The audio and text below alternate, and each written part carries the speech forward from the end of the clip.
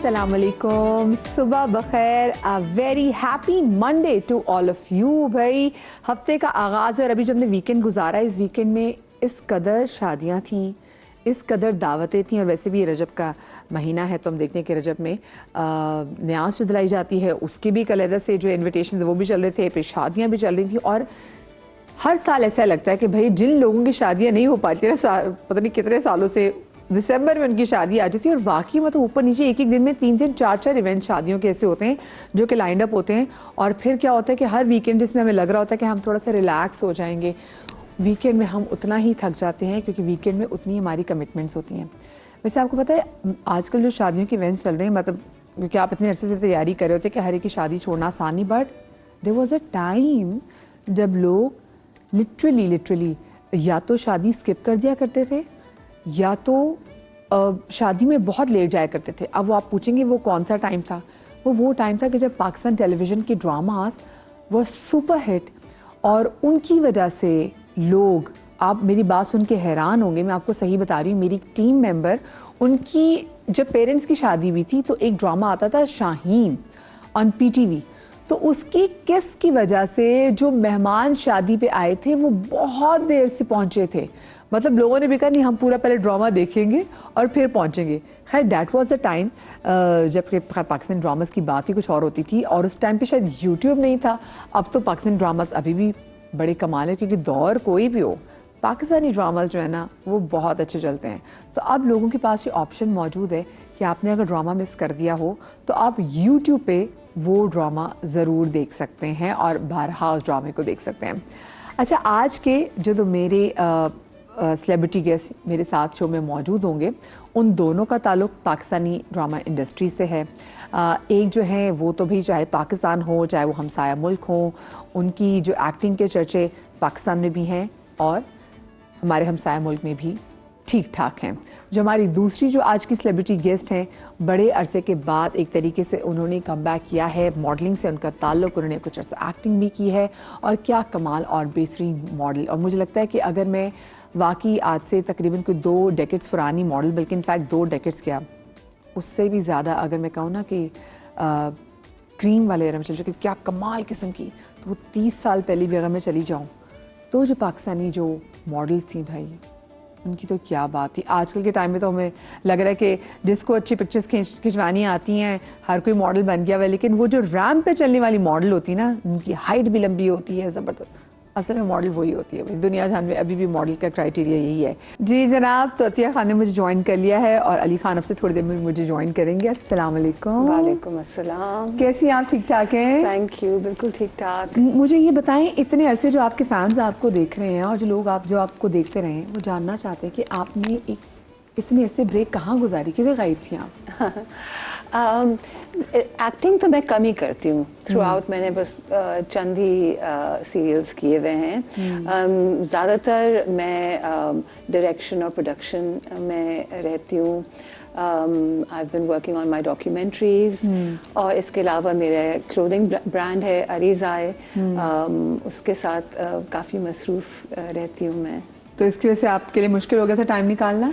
बहुत मुश्किल होता है, क्योंकि जिस तरह की हमारी टाइमिंग्स होती हैं, सुबह 10 बजे से लेकर रात 10 बजे तक, तो फिर और 30-30 40-40 दिन के उनको चाहिए होते हैं, स्पेल्स होते हैं, तो फिर उसमें कोई और काम करना बहुत मुश्किल हो जाता है। तो इतने से बाद जब आपने दोबारा से काम शुरू किया है तो आपको फ़र्क महसूस हुआ हमारी ड्रामा इंडस्ट्री में? हाँ, बहुत सारे नए लोग आए हैं, प्रोडक्शन में भी, डायरेक्शन में भी, एक्टर्स भी। तो जाहिर बात है जब नए लोग आते हैं तो उनके साथ एक नया एनर्जी, एक नया एटीट्यूड भी आता है साथ। तो डेफिनेटली। तो आप अगर मैं पिछले टाइम की बात करूं तो पिछले टाइम की आपको सबसे अच्छी बात क्या लगती थी वैसे? आई थिंक उस टाइम में कम काम होता था, कम चैनल्स थे, तो लोग मेहनत ज़्यादा करते थे, या प्रोफेशनलिज्म ज़्यादा था, या लोगों के पास शायद टाइम ज़्यादा था। तो इस वजह से डिवोशन जो आप कहती हैं, डेडिकेशन, वो नज़र आती थी। जी, रिहर्सल्स भी होती थी, पहले से स्क्रिप्ट होता था, लोग समझते थे, आपस में डिस्कशंस होते थे। अब ये इतना ज़्यादा काम हो गया और इतनी जल्दी जल्दी काम होता है कि वो सेट पे स्क्रिप्ट मिल रहे होते हैं और आप जल्दी जल्दी कि अच्छा आज 10 सीन निकालने हैं, आज 18 सीन वो ज़्यादा हो गया है तो मुझे एक बात बताएं, शायद बहुत सारे लोगों को ना पता हो, but your mother was very politically active और मतलब बड़ा किरदार एक पार्टी में निभाया भी हुआ है। आपका वैसा नहीं हुआ कि आप भी पॉलिटिक्स में आए? किसी ने आपको मशवरा नहीं दिया कि इतनी ज़बरदस्त लगती है, आए ज़रा ज्वाइन करें? नहीं, खैर MQM वाले तो मुझे I think since I was 17 मेरे पीछे लगे हुए थे कि आप ज्वाइन करें। उसके अलावा और भी पार्टी से मुझे ऑफर्स आए हुए थे, लेकिन मुझे लगता है कि सियासत में आप बन जाते हैं और एक किस्म का मुझे तो वो ट्रैप लगता है कि आप फिर वो पार्टी जो कर रही है अच्छा बुरा गलत सही उसी को आप डिफेंड करते रहें।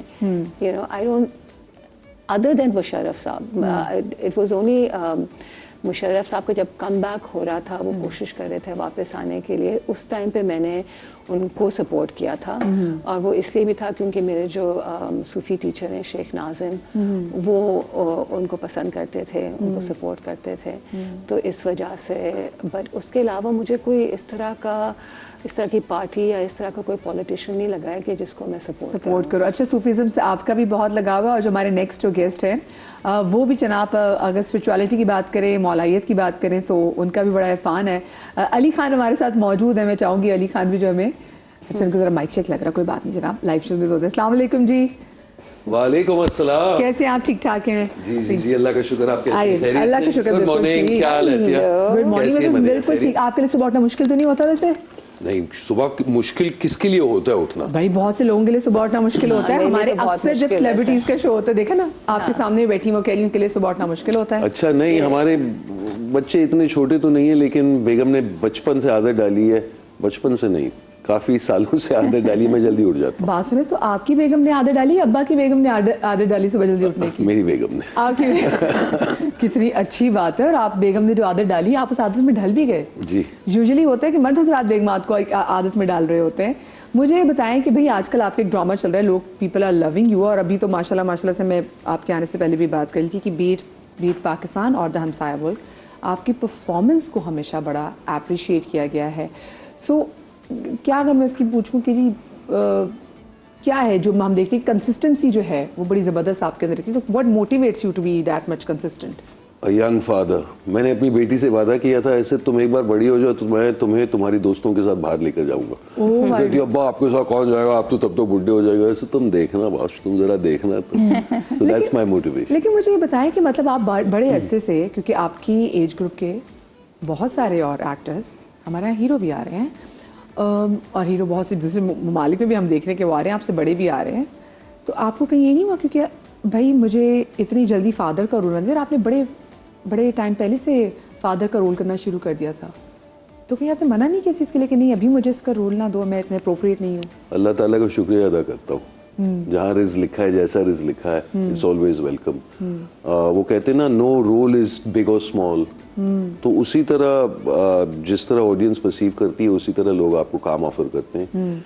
यहाँ पे अमूमन जो स्टोरी का स्ट्रक्चर है वो सपोर्ट के कैरेक्टर्स माँ बाप ही होते हैं, तो I am pretty happy to do it, I don't care. मुझे कोई ऐसे ईगो में आना का कोई मसला है क्योंकि यूजुअली होता है ना वो करते हैं कि नहीं जी अभी मेरी एज इसकी नहीं है कि मैं ऐसे किरदार करूं, क्योंकि एक बार आप फादर या मदर के किरदार में आ जाएं देन वो कहते हैं then there is no looking back, फिर आपको उसी किरदार के लिए कास्ट किया जाता है। बिल्कुल, लेकिन साथ साथ आप देखें, आपने हमसाया मुल्क की बात की, वहाँ पे मैं ऑपोजिट काजोल एक हीरो के ही रोल में आता हूँ, तो वो it really doesn't matter, it depends on the narrative.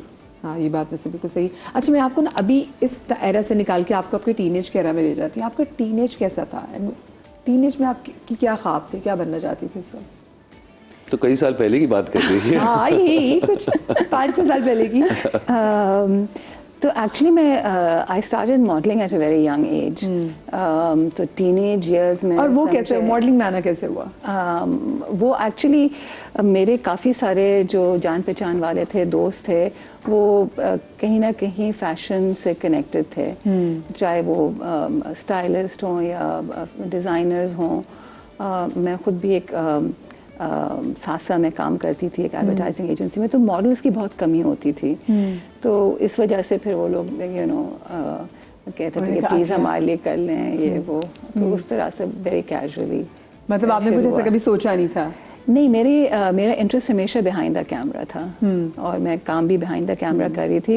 Modelling was like a hobby, like और just as a favour to friends and things. लेकिन वो जो टीनेजर अतिया खान थी, उसको उसके दिमाग में क्या था, वो क्या करना चाहती थी, उसके एम्बिशंस क्या थे? I think I was interested in making a difference in society. कभी वो होता था कि अच्छा मे बी सियासत के थ्रू, मे बी फिल्म्स के थ्रू, नैरेटिव्स के through, but the motivation was there कि भाई या one should make an impact. आप मुझे बताएं, आपका टीनेज कैसा था और आपके क्या एम्बिशंस थे? मेरे टीनेज इयर्स थोड़े से ट्रॉमेटिक थे, क्योंकि मैं बड़ा मोटा बच्चा हुआ करता था, और जाहिर सी बात है जब आप वेट के साथ बैटल करते हैं तो उस वक्त fat shaming was politically correct, not incorrect. लोग कह देते थे कि वो तो वो टीनेज इयर्स जो गुजरे वो ट्रॉमेटिक मैंने इसीलिए किया क्योंकि इनसिक्योर थे। जब आप यंग होते हैं क्या चाहते हैं? Obviously attraction with the other sex, appreciation from your peers, taking part in sports teams and playing sports, यही होता है ना सब। तो क्योंकि वेट का हमेशा मसला था, एक डिफेंस मैकेनिज्म इनबिल्ट हो गई। तो अगर लोग कुछ कहते थे तो हमेशा मेरे पास मुंह फट जवाब होता था, और वो काफी अग्रेशन की तरफ चला गया था। तो हम 3 मोटे लड़के, बड़े बदमाश बैक बेंचर्स हुआ करते थे, पीछे बैठते थे। ना चाहते हुए भी एक लेबल लग गया कि इनसे बच के रहो, स्कूल में ये बुलीज हैं, ये अपना ढोस जमाते हैं। लेकिन साथ साथ क्योंकि मेरे अंदर एक अटेंशन सीकिंग चीज थी, मैंने कहा कि अगर वेट की वजह से लोग मुझे पसंद नहीं करते तो फिर अपनी कला के थ्रू मैं उनको पसंद करवाऊं, या कुछ करूं जिससे वो मुझ तक अट्रैक्ट हो जाए ना। And I was very privilege. मैं हमेशा कहता हूँ कि एक गुरु का होना किसी बच्चे के लिए, स्पेशली इम्प्रेशनेबल एज पे, उस्ताद, उस्तानी, गुरु बहुत ज़रूरी है, बहुत ज़रूरी है, बिल्कुल। And I was extremely lucky to have found a very capable and very good person, जिन्होंने मुझ में इंटरेस्ट लिया, जिन्होंने मेरा टैलेंट स्कूल में देखा और फिर कहा कि अगर आप चाहते हैं स्कूल के बाहर आप मेरी थिएटर ग्रुप ज्वाइन कर लें। तो एक्टिंग का हमेशा शौक तो था स्टेज पर, और इवन टीनेज में भी आपको? बचपन से जी, बचपन से। ओके। तो आपका फिर बचपन कौन से शहर में गुजरा है? बॉम्बे में। बॉम्बे में गुजरा है, ओके। हाँ जी। तो फिर हर वीकेंड हमने उनके साथ स्पेंड किया थ्रू माय फॉर्मेटिव इयर्स। तो यूं समझ लें कि from the age of about 10-11 right through till about 25 I was with her. तो हम कॉरेस्पॉन्डेंस के थ्रू राडा के साथ एग्जाम्स भी करते थे, which is the royal academy of dramatic arts. तो इसलिए स्पीच और डांस और ड्रामा में मुसलसल ट्रेनिंग रही। वो तभी वो जगह से आवाज आ रही ना, लिटरली फील हो रहा है कि पेट से एक आवाज में इतनी डेप्थ है। तो ये भी ट्रेनिंग आपकी उसमें थी, या ये भी अल्लाह की तरफ से गिफ्ट है, ये जो आवाज है? नहीं, आवाज की बेस है अल्लाह की तरफ से गिफ्ट तो है, लेकिन इसको इस्तेमाल करना किसी को सिखाना पड़ता है ना। हाँ। कि आप इस आवाज को कैसे इस्तेमाल करें, गले से बोले, डायफ्राम से बोले, आयम्बिक मीटर क्या होता है, रिदम क्या होती है, एटसेट्रा। तो उसकी वजह से फिर थोड़ी सी कॉन्फिडेंस आई, और फिर जैसे जैसे उम्र बढ़ने लगी वैसे वैसे आलसीपन जाने लगा, और उसकी वजह से फिर कुछ वेट कंट्रोल में आया, जिसकी वजह से कॉन्फिडेंस और बढ़ा। हमेशा से ये तो मैं जानता था कि क्योंकि मेरी ट्रेनिंग इतनी सॉलिड है और फाउंडेशन इतना सॉलिड है कि मैं किसी भी एक्टर के सामने अपना लोहा मनवा पाऊंगा। लेकिन क्योंकि लुक इतनी अजीब थी और मैंने लंबे बाल रख लिए थे, वो एंटी इस्टेब्लिशमेंट, क्योंकि खुद कुछ साबित करना चाह रहा था। तो दोज वर इंटरेस्टिंग इयर्स, लेकिन a time where I learned my craft and I learned a lot. और वो टाइम कब आया जब आपको लगा कि हाँ मैंने अपना क्राफ्ट पे मेरा आ गया, हाथ जम गया मेरा? अभी तक वो उस टाइम का इंतजार कर रहा हूँ। You can never stop learning. बिल्कुल बिल्कुल सही बात है।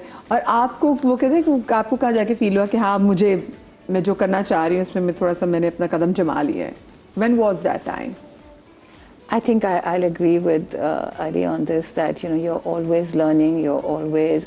I mean, I think perhaps maybe for both of us कि एक वो perfectionist type एक attitude है कि I never look at my work and think that it's good enough. Could have been better. Let's try and make it better. मुझे पता है वो जो कहते हैं जब प्यूबर्टी की एज को जब बच्चे पहुंचते हैं तो उसमें बड़े बच्चे कोई रिबेलियस अक्सर हो जाते हैं। क्या आपको ऐसी कोई चीज़ अपनी याद है ना, कोई ऐसी चीज़ जो आपने कहा नहीं मैंने यूँ नहीं करनी, मैंने तो इसको हट के करनी है? I think मेरे throughout I've been rebellious. I've never मतलब मैंने conform नहीं किया नॉर्म्स है, को आपने वैसे फॉलो नहीं किया? कभी नहीं किया है। लेकिन रिबेलियस इतना होने का वो लेबल इसलिए नहीं पड़ा क्योंकि मेरे फादर जो थे वो बहुत सपोर्टिव थे। वो उनके वो टिपिकल जहनियत नहीं थी कि लड़कियां ऐसी और लड़कियां वैसी। अम्मी के साथ मेरा झगड़ा रहता था क्योंकि वो थोड़ा सा हायला लोग क्या कहेंगे वाला उनका एटीट्यूड था। लेकिन माय फादर, अच्छा सारी अम्मियां हायला जरूर कहती हैं, हायला। I mean figuratively, she didn't literally say haila, but that concept कि तुमसे शादी कौन करेगा और लोग क्या कहेंगे और ये वाला। बट अब्बू का फुल सपोर्ट था, उन्होंने कभी डिफरेंशिएट नहीं किया लड़का लड़की बेटा बेटी। जो पहले जब आपको प्रोजेक्ट जब ऑफर हुआ था तो सबसे पहले आपने किसको बताया था और आपको याद है कि पहला चेक आपको कितने का मिला था? I'm not so sure, but उस ज़माने में I think 10-15 हज़ार का कुछ उस टाइप का कुछ मिलता होगा। 10-15 हज़ार। और आप कितने से पहले की बात कह रही? 10-15 हज़ार। Yeah, I mean for the time it was भाई मॉडल थी तो फिर मॉडल के रेट्स मिले ना। और असल में मैं कहती हूँ कि वो जो शायद वो जो मॉडल थी वो जो 80s और 90s की हमारे एरा की जो मॉडल थी वही मॉडल थी, वो जो सही कहते हैं रैम्प वाली मॉडल्स में जैसे अपने इंट्रोडक्शन में भी कह रही थी। तो ये तो बड़ी ज़बरदस्त। और क्या किया था आपने उसका वैसे जो आपको 10-15 हज़ार भी मिले थे? हाँ, आई थिंक कोई फोटो शूट किया होगा या something along those lines, कोई campaign or something like that. आप उस पे आपको पहले चेक कितने का मिला? 500 रुपए। 500 रुपए? मैं 15 साल का था और मैंने एक प्रोडक्शन हाउस ज्वाइन किया। आपके बाल आपके चेहरे कवर कर रहे हैं मुझे तब से, हाँ ये ताकि आपका चेहरा तो नजर आए मुझे। ओके जी, ये देखा ना, वो एक्टर पूरी फ्रेमिंग चेक कर रहे थे कि भाई नहीं मतलब मैं कैमरा के लिहाज से कह रहा हूँ, बिल्कुल पर्दा बना हुआ है आपके हसीन चेहरे के ऊपर जी। तो I was 15, I started working. और जिस प्रोडक्शन हाउस में मैंने काम करना शुरू किया, जब मैं मिलने गया तो उन्होंने सो आई सेड सर, नहीं don't call me sir, call me Kailash man, and when can you start working?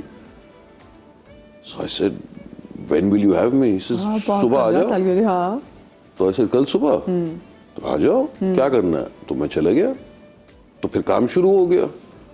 ये अक्टूबर का महीना था शायद, और फिर अक्टूबर चला गया, नवंबर चला गया, दिसंबर चला गया, पैसों की कोई बात ही नहीं हो रही। और मैं ट्रेन पकड़ के ग्रांड रोड स्टेशन पे उतरता था, वहां से बस पकड़ के वालकेश्वर जाता था, फिर पैदल ऑफिस जाता था। कुछ कह रहे होंगे। और अम्मी कुछ कह नहीं रही थी, अम्मी वाज हैप्पी कि बच्चा घर से निकला है, कुछ सीख रहा है। ओके। तो फाइनली दिसंबर जब खत्म हुआ, और मुझे याद है हम रेकी करने गए थे माथेरान एक हिल स्टेशन है बॉम्बे के बाहर, और बड़ी अच्छी जगह है। It's a रोडलेस hill station, pollution free, तो सिर्फ साइकिल या घोड़े इस्तेमाल होते हैं वहाँ पे। एनीवे, तो रेकी करके हम वापस आ रहे थे और रात का वक्त था, और मेरे प्रोड्यूसर जो थे कैलाश के बड़े भाई, बड़े सिंगर हुआ करते थे in the 30s and the 40s in India, called Surendra साहब। ये उनके साहिबजादे हैं दोनों। तो फा प्रोडक्शंस, फिल्म इन रेडियो, एक एड फिल्म हाउस, हम कमर्शियल्स किया करते थे। ये उन दिनों की बात करना जब हम फिल्म पर काम करते थे, वीडियो के पहले। तो जीत ने सडनली पूछा कि यार हम सैलरी क्या दे रहे हैं तुम्हें? तो मैंने कहा बॉस अभी तक तो सैलरी की बात ही नहीं हुई। तो कहते अभी तक तुमने कोई पैसे नहीं दिए? तो मैंने कहा आप लोगों ने ऑफर ही नहीं किया, मैंने कुछ नहीं। आपने कैसे वैसे ही काम करते हैं? मुझे लगा सीख रहे हैं, कुछ करेंगे, बात होगी। तो जीत ने कहा अच्छा तो अभी कितने महीने हुए तुम्हें? सर नहीं सर वर नहीं, जीत सर, हाँ जीत तो कितने महीने हुए? सर अक्टूबर में मैंने शुरू किया था। तो कहता अच्छा। तो अगले दिन जब हम ऑफिस पहुंचे तो उसने मुझे 500 रुपए का चेक दिया उस रेकी के लिए। जो हम करके आए थे ना, उसमें कि भी ये- एक्टिंग का चेक शामिल नहीं है? ये तो तू रख, तो मैंने कहा सही है 500 रुपए। और फिर जनवरी से उन्होंने मेरी तनख्वाह 2000 रुपए पर महीने की, लेकिन मुझे अक्टूबर से पैसे दिए। तो सडनली जब मैं घर आया, मैंने अम्मी को चेक दिखाई, ये देखे अम्मी 6000 रुपए का चेक, और वो 500 रुपए तो पहले मिल ही गए थे।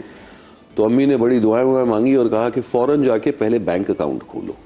This I must have been about just turned 16 और समथिंग। तो मुझे याद है कि अम्मी के कहने पर मैंने पहला बैंक अकाउंट खोला और उस 6000 का चेक डाला। अच्छा, वैसे अम्मी ने ये नहीं कहा कि चलो बेटा तुम मुझसे संभाले नहीं जाएंगे, मुझे दे दो ये? नहीं, कभी भी नहीं, कभी भी नहीं। मैंने जाके अम्मी को खुद दिया, लेकिन अम्मी ने कहा वाह, और जाके इसको बैंक अकाउंट में जमा करो। क्या बात है वैसे। अच्छा, और आपने किया क्या था उस पहली कमाई में से? क्या खरीदा था, याद है आपको? कहाँ इन्वेस्ट किए थे कि कुछ खरीदा हो? अम्मी को क्या लेके दिया था? अल्लाह ताला का शुक्र है, मुझे कभी चीज़ों की हवस ही नहीं हुई, क्योंकि अम्मी ने हमेशा इंश्योर किया था कि हमें किसी चीज़ की कमी महसूस ना हो। तो वो ग्रीड कभी था नहीं। और मैं यही नोटिस करता हूँ अपने बच्चों में, जब उनकी बर्थडे आती तो मैं उनसे पूछता हूँ कि यार अब क्या चाहिए? तो वो कहते हैं हमारे पास सब कुछ है, कुछ नहीं चाहिए। तो एक हैसल हो जाता है बार बार पूछ पूछ के कि नहीं यार कुछ तो बता। अच्छा तुम्हारा फोन चेंज करके देता, कहते नहीं ये फोन बिल्कुल ठीक चल रहा है। अच्छा चलो नया लैपटॉप लेकर दे देता हूँ, बड़ा लैपटॉप। तो अल्लाह का शुक्र है। I mean, मुझे बताएं कि आप दोनों वो वाले वालिदैन नहीं कि जब ईद आते तो अपने बच्चों से ईदी ले लेते कि बेटा अभी हम संभाल लेते हैं? क्या आप नहीं? नहीं, बिल्कुल नहीं। आप भी ऐसे नहीं कि ईदी बना संभाल लेते ना, बाकी बच्चे घुमा देते हैं? मैं कलेक्ट जरूर करता हूँ और फिर गिनता हूँ उनके साथ, मजे लेता हूँ और फिर उसको डबल करके बैंक में डालता हूँ। जिस तरह की तरबियत अम्मी ने मुझे दी, उसी तरह की तरबियत मैं बच्चों को तो देता आपने हूँ। अपने बच्चों के भी माशाल्लाह तो बैंक दोनों अकाउंट बच्चों खुला के दिए? इंडिपेंडेंट बैंक अकाउंट्स है, दोनों बच्चों को कार्ड दिए, दोनों बच्चों के अकाउंट सिर्फ पाकिस्तान में ही नहीं बल्कि इंग्लैंड में भी हैं। वाह, जबरदस्त। अच्छा, अभी तो आपकी तो अभी बेटी की, शी रिसेंटली गॉट मैरिड, तो आपकी कितनी, आपकी एक बेटी है? एक बेटी एक बेटा। मुझे बताएं आजकल के टाइम में कितना मुश्किल और डिफ़िकल्ट होता है कि अगर हम बात करें परवरिश की, क्योंकि जो पहला दौर था वो कुछ पेरेंट्स कहते हैं कि उस टाइम पे अब कहते हैं ईजी था। आज का दौर है ये थोड़ा सा मुख्तलिफ इसलिए हो गया क्योंकि बच्चों को बहुत ज़्यादा अवेयरनेस आ गई, अपने राइट्स का भी बहुत पता चल गया। I think that's also because हमारी जो जनरेशन है उन्होंने शायद अपने पेरेंट्स से थोड़ा सा डिफरेंट डिसाइड किया है कि हम अपने बच्चों को उस तरह से नहीं एक साइकिल ब्रेक करेंगे। हाँ एग्जैक्टली कि डरा के और वो वाला पेरेंटिंग नहीं करेंगे, हम दोस्त बनेंगे, यू नो, ताकि वो हमें ट्रस्ट करें और कोई प्रॉब्लम्स हो तो वो हमसे आके डिस्कस करें। ये नहीं कि इतना खौफ है कि आप मतलब है वो एक जनरेशन गैप हो रहा है या डिस्कनेक्ट हो रहा है। तो I think by and large our generation has brought up their children differently, which is why फिर हमारे बच्चे भी ज़रा outspoken हैं, confident हैं, grounded हैं। I think हम लोग तो पता नहीं किसी। अच्छा, मुझे जनाब ब्रेक लेनी है, ब्रेक के बाद ज़रा आपको ज़रा बोर्ड गेम की भी ज़रा गेम हमारे पास आ जाएगी। छोटी सी ब्रेक के बाद कहीं मजा आएगा।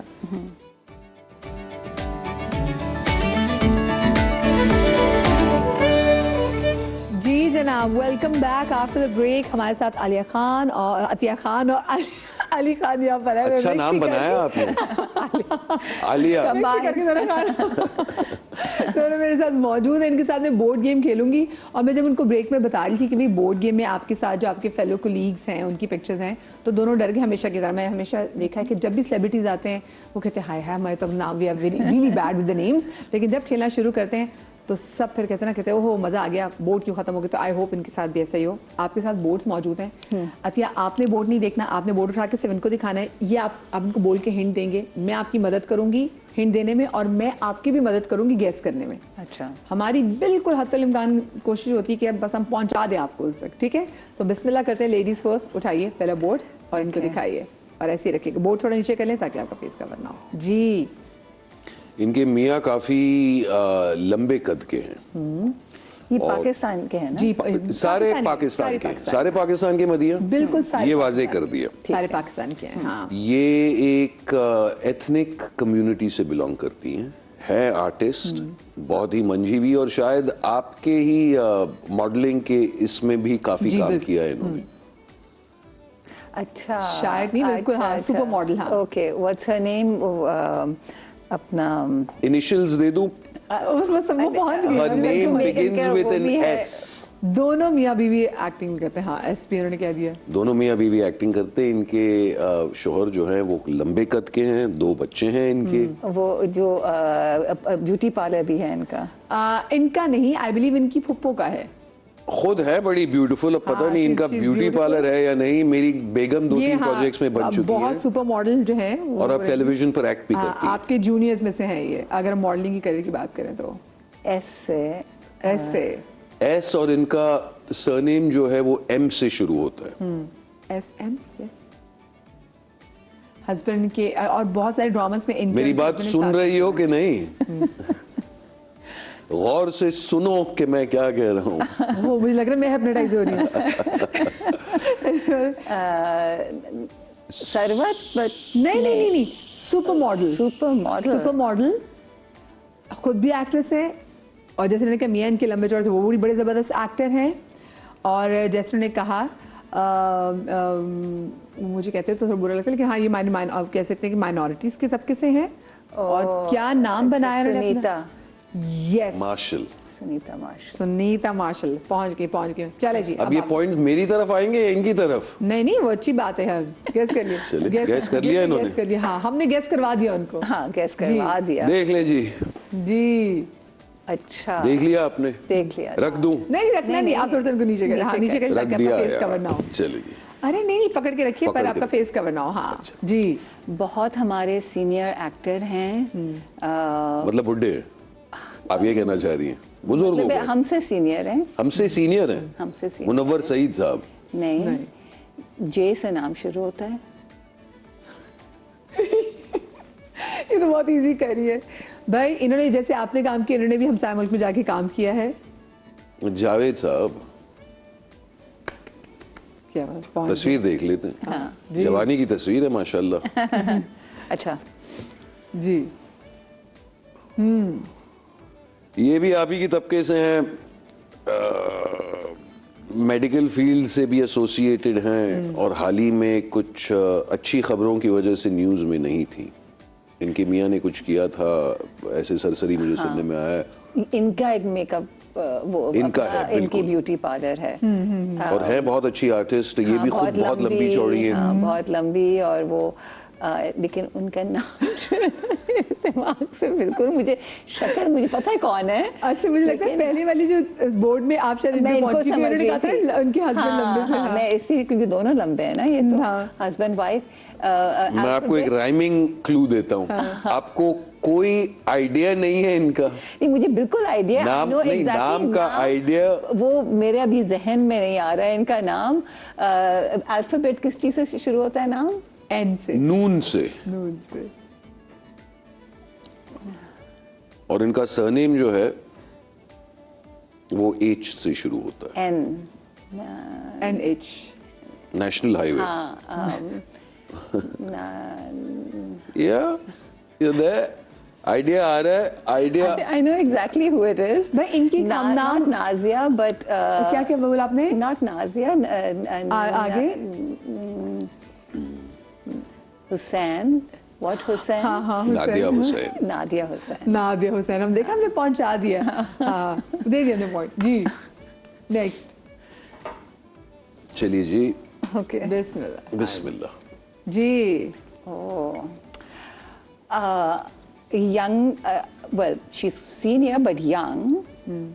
And A-listers में से actress है। हाँ, very popular. मतलब एक्टर्स को भी कैटेगराइज किया जाता है ए लिस्टर्स में से, मदिया खास हाँ, के मतलब बहुत पॉपुलर। एलिसा में जो मेन प्रोटैगनिस्ट में जो आ जाते हैं वो एंटागनिस्ट में नहीं। एंटागनिस्ट में से हाँ, वो भी किरदार अदा किया हुआ है। हाँ हाँ, एक बार किया हुआ है। हाँ, कद में जरा छोटी हैं और सज्जल अली। Yes. Next. और भी तो और भी तो छोटी है। कद में छोटी, एंटागनिस्ट, आप ही के शोबे में से है, तो मैं सोच रहा था कौन हो सकता है यार। और सज्जल है बहुत अच्छी एक्ट्रेस, मैंने काम सरवत भी भी हो किया। सकती है और भी हो सकते थे। सरवत? हाँ। सरवत दूसरी बार तुम्हारे मुंह से निकला है। सरवत से दोस्ती अच्छी है। हाँ, अच्छी दोस्ती है। ये Okay. बड़ी जल्दी पहुंचे आप। हाँ, वाह भाई। सुबह का वक्त है भाई, दिमाग ऑन करके आए हैं। अच्छा, I am not a morning person. ओ हो। तो ये एक फैशन डिजाइनर है और हमारे शहर से नहीं है। अच्छा, male female? Male. Okay. He fancies himself a lot. is a kind of an ambassador for Pakistan और खुद अपने HSY नहीं बिल्कुल on the button. क्या जबरदस्त सही पहुंचे आप, बहुत अच्छे हिंट दे रहे हैं भाई, जबरदस्त, मजा आ रहा है। ओह पहचाना? Not really. भाई हमारे बड़े जबरदस्त आजकल आई थिंक अभी कोई इनका चल रहा है शायद। आप, हाँ आपके साथ ड्रामा में भी हैं, बहुत जबरदस्त एक्टिंग करते हैं, मेल एक्टर हैं। बिलाल अब्बास नेक्स्ट। भी आपके साथ कर रहे हैं वो तो और बहुत अच्छा मेन करते हैं तो मतलब और किसका नाम लूं? भाई आप वो तो बाकी आजकल तो उन्हीं के साथ चल रहा है। नेक्स्ट। ओके अच्छा जी, तो ये भी सुपर मॉडल रह चुकी हैं। अरे ये तो सारे Wow. आपने सुपर मॉडल्स एक सुपर मॉडल को सुपर मॉडल्स ही देंगे। चले। और ये भी शायद कराची के बाहर ही रहती है, लेकिन कराची में अक्सर आती हैं काम करने। I think she lives in Islamabad if I am not mistaken. हाँ शी इज अब लाहौर करंटली चलेंगे। Modelling. She is currently not modelling but has been a big model. Currently शायद टेलीविजन में भी काम करती हैं, प्रोड्यूसर भी रह चुकी हैं, काफी शोज डायरेक्ट भी करती हैं, फैशन शोज टाइप चीज। यस, वनीजा अहमद। ओ मेरी बारी, लेकिन जी। कॉफी भी पीने का टाइम नहीं मिल रहा। ये ले जी ओह इजी। ये बहुत पॉपुलर अली खान एक्ट्रेस इतने भी पॉपुलर नहीं, एक्ट्रेस में से। फीमेल जो एक्ट्रेस अभी आपके साथ बहुत एक हिट सीरियल में काम कर रही हैं। अच्छा, अर्जुमंद रहीम नहीं, Javeria Abbasi. Young young and में कौन है? वेरी अनिया आमिर तो नहीं हो सकती, तो कौन हो सकती है? या अल्लाह, साहब कैसे पता चल रहा है इनको? नहीं इनके साथ काम करिए, हिट यंग एक्ट्रेस हैं तो क्या कहें? बिल्कुल पहुंचे हुए हैं इनको ये। थोड़ा सा मुश्किल, इनको थोड़ा सा मिसलीड करना पड़ेगा। अरे मैं कह रही हूँ इनको वो इतने ज्यादा सज्जल, मैं तो hint सज्जल पे हो रही हूँ कि वो सज्जल पे कैसे पहुंचे। अभी ठीक है, बड़े ड्रामाज आ रहे हैं, ये बिलाल अब्बास पे भी पहुंच गए, हानिया पे पहुंच गए। नहीं, वो ब्रेक में दरअसल मैंने एक नजर मारी। जी ओए होए, ये एक ऐसे प्रोड्यूसर जो कभी बूढ़े ही नहीं होते, हमेशा हीरो के रोल बनाना चाहते हैं। और आजकल इन्होंने एक बहुत बड़ी हिट फिल्म भी दी है, प्रोड्यूसर भी हैं, प्रोड्यूसर भी हैं। हुमायूं। जबरदस्त, ओके कमाल हिंट सारे। अब फिर आपके में जो कॉफी नहीं पीने दे रहे, पर आखिरी बोर्ड है। कॉफी का मैंने सोचा एक चुस्का ही लगा लूं। अभी मौका दूंगी आपको आराम से। जी ओह अच्छा, अगेन एक्ट्रेस हैं, एस्टैब्लिश्ड एक्ट्रेस सबा कमर। नहीं, Oh, thank very popular, has produced some big hits. Has produced. I mean, has acted worked and in, has worked in, and her husband's also an actor. हाँ, I know what you're talking about. Aiza Khan. Absolutely. ये कैसे पहुंच रही हैं आप? Husband भी actor है. वो तो बहुत सारी ऐसी एक्ट्रेसेस हैं जिनके हस्बैंड एक्टर हैं। Like. आई मीन अगर मैं इकरा की बात करूं, इकरा के हस्बैंड बड़े अच्छे एक्टर हैं। और अभी जैसे उन्हें पहले Like, भाई जबरदस्त, आपने हिंट्स भी बड़े कमाल दिए, पहुंचे भी ऐसे जबरदस्त। अच्छा भी अब मैं आपसे ये भी गेम पूछना चाहूंगी कि वो कौन है, और आपने बताना है कि आपके सेलिब्रिटीज के, आपके कॉलीग्स के सर्कल में वो कौन शख्स है जिसके मैं इस हवाले से सवाल पूछ रही हूँ। वो कौन है जो हर वक्त ट्रैवलिंग की बात करते रहते हैं या करती रहती हैं ऑन द सेट और आपके फेलो सर्कल में? अदनान सिद्दीकी। अदनान सिद्दीकी। आपके लिए वो कौन है जो हर वक्त ट्रैवलिंग की बात करते रहते हैं? राजा हैदर। राजा हैदर। वो कौन है जो शूट पर भी अपनी यूट्यूब चैनल के लिए वीडियोस बनाते रहते हैं? आयशा उमर। आयशा उमर। आपके नजदीक कौन है? Yeah, I guess Ayesha. वो कौन है जो एक ही टेक में परफेक्ट सीन रिकॉर्ड करा देता अली खान। है? अच्छा, अपने जैसे नाम के अलावा नाम लेना है, मुश्किल है। फिर भी सोचें, क्योंकि अपने नाम नहीं ले रहे ना इस वाली गेम में। एक ही टेक में। हाँ, एक ही टेक में, जिससे आप इतना इम्प्रेस हुए हो। मैं काफी लोगों से इम्प्रेस हूँ, लेकिन आई थिंक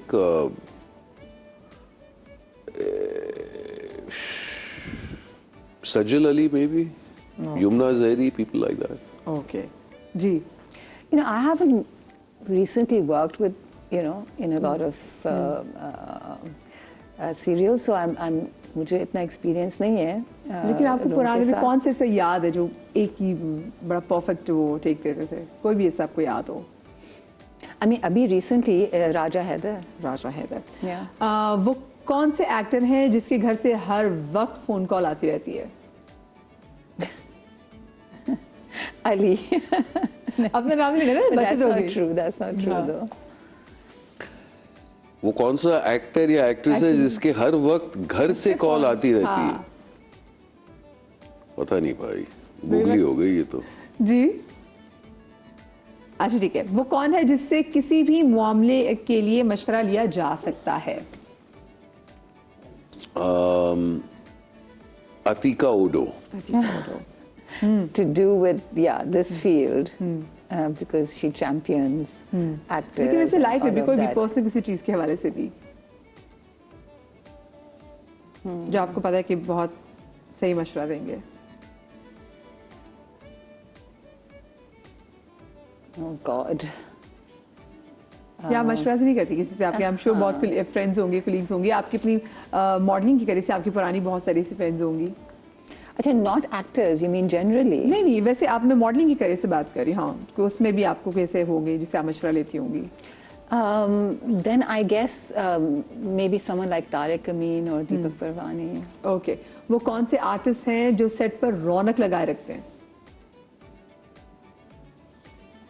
जो सेट पर रौनक लगा देते सेट हैं? पर रौनक लगाए रखते हैं? आई थिंक हानिया आमिर। आनिया आमिर। आप बताइए। I would imagine Nadia Jamil. Okay, वो कौन है जिसके बैग में जरूरत की हर चीज मौजूद होती है? जो अगेन मैं अपना नाम लेना नहीं चाहता, लेकिन जो मुझे चाहिए वो हमेशा मैं साथ ले जाता साथ हूँ। ले जाते हैं, लेकिन कभी कहो ना कि ये चीज चाहिए ना, उसके बैग में से मेरे पास ये भी है। Javeria Abbasi. Javeria Abbasi. Raja Haider. He Raja. has a suitcase which has everything in it that you can possibly I imagine. Need to work with this Raja You Haider. have to. वो कौन है जिसके पास इतनी बातें होती हैं कि वक्त गुजरने का पता ही नहीं चलता? अगेन बातें ऐसी हो जो आपको दिलचस्प लगे, हाँ, interest करें आपको, बेतुकी हाँ। की बातें नहीं। तो मेरे लिए जितना वक्त मैं सीनियर्स के साथ गुजारता हूँ, उतना उनका तजुर्बा, उतना सीखने को मिलता है। तो मुझे बड़ा मजा आता है मुन्नू सईद साहब के साथ काम करते हुए। ओके, उनके साथ बहुत सीखता हूँ। आप बताइए। I think maybe Deepak. दीपक, वो कौन है जिसके घर से मजेदार खाना आता है शूटिंग के दौरान? अर्जुमंद रहीम। आप बताइए। अपना वो हिलाली। शमीमो। She makes lovely desserts. हाँ, Yeah. ये वैसे पहले भी हमारे शो में किसी ने जिक्र किया है कि उनके घर से बहुत मजे का खाना आता है। ठीक है। वो कौन है जिससे बात करते हुए आपको डर लगता था लेकिन अब उनसे आपकी अच्छी दोस्ती है? अच्छा जी।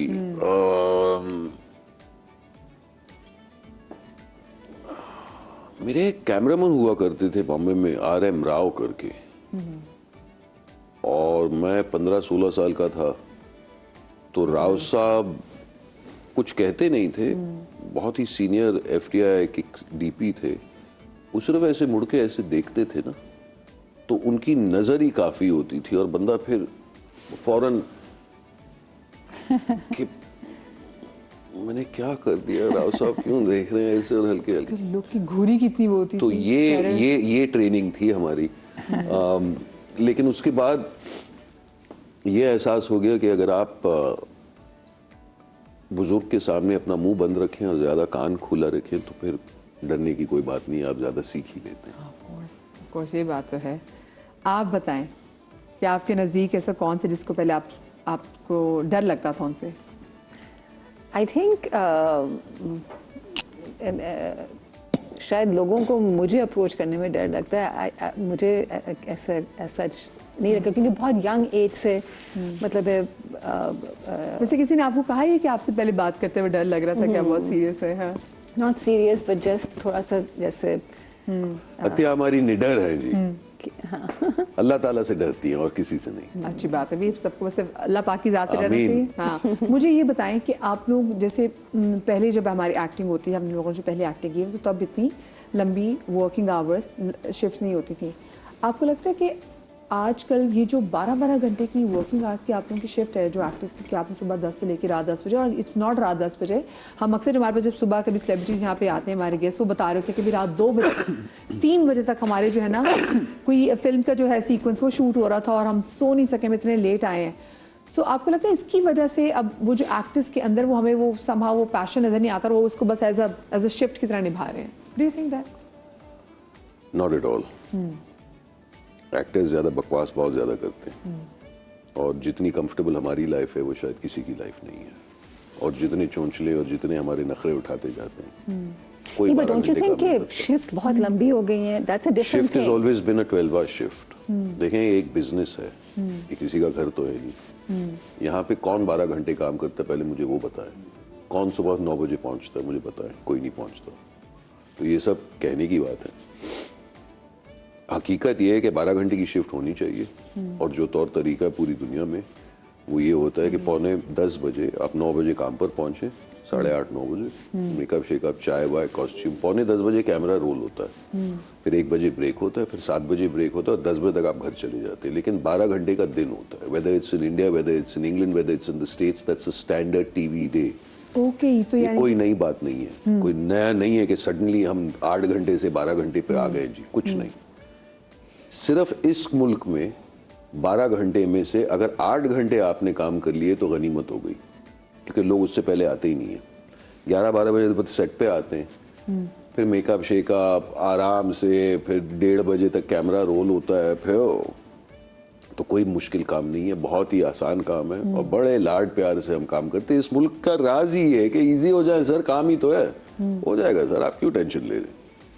I just feel कि अगर आप compare करें from how work was done in the past, you know, in the 80s and 90s, तो उसमें बड़ी तहम्मुल के साथ, बड़ी प्लानिंग के साथ, बहुत फोकस, एनर्जी, कंसंट्रेशन के साथ काम होता था।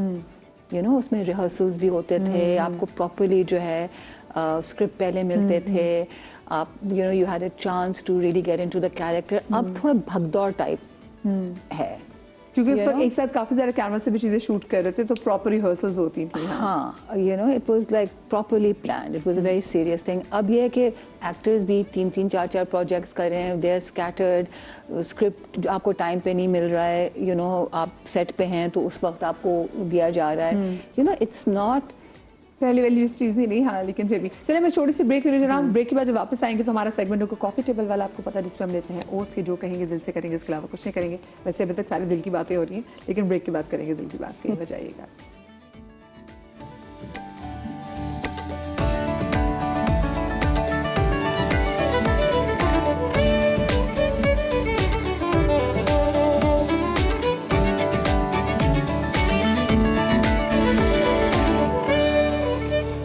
Welcome back after the break जनाब, और हमारा सेगमेंट है दिल की बात। कॉफी टेबल पे हम आगे हैं, जहाँ पे आराम से आपको कॉफी पीने का भरपूर मौका दिया जाएगा। मैं भी आराम से अपनी चाय एंजॉय करूंगी।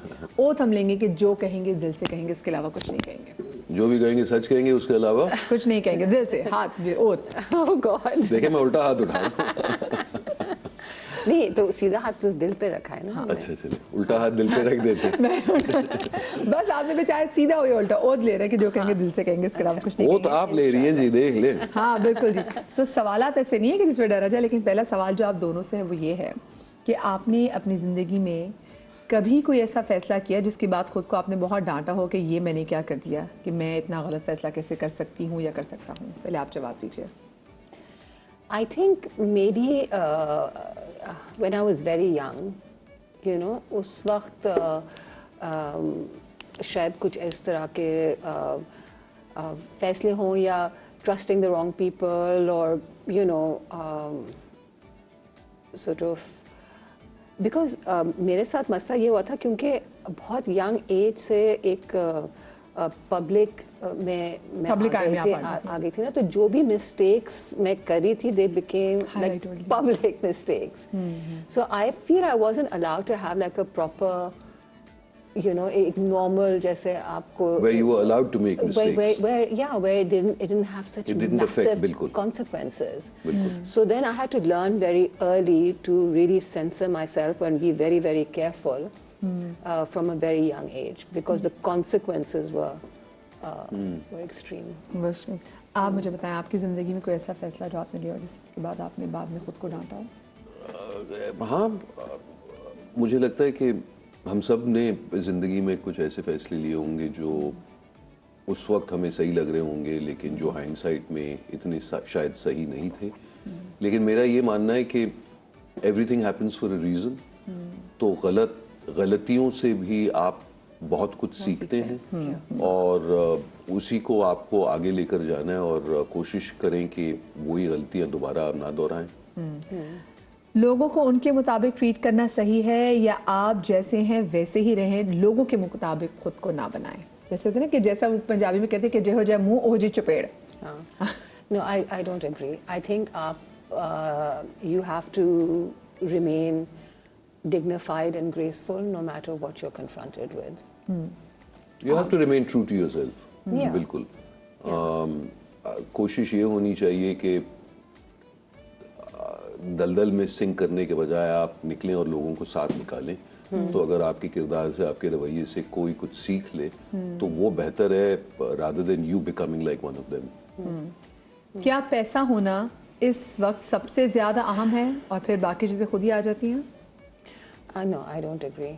I think बहुत लोगों के पास पैसा है लेकिन उनके पास क्लास नहीं है, उनके पास तमीज़ नहीं है, उनके पास कैरेक्टर नहीं है, you know, and I think those things are much more important कि आपकी जो कैरेक्टर है और आपके जो मॉरल्स हैं वो सही रहें और पैसा आता जाता है। वो कहते हैं ना क्लीशे कि पैसा तो हाथों का मैल है, लेकिन ये जुमला वो लोग कहते हैं जिनका पेट भरा हुआ है। तो मुझे लगता है कि पैसा अपने आप में एक आम जिंदगी के लिए बहुत अहम ज़रूरत है, लेकिन it's not the be all and and all of life.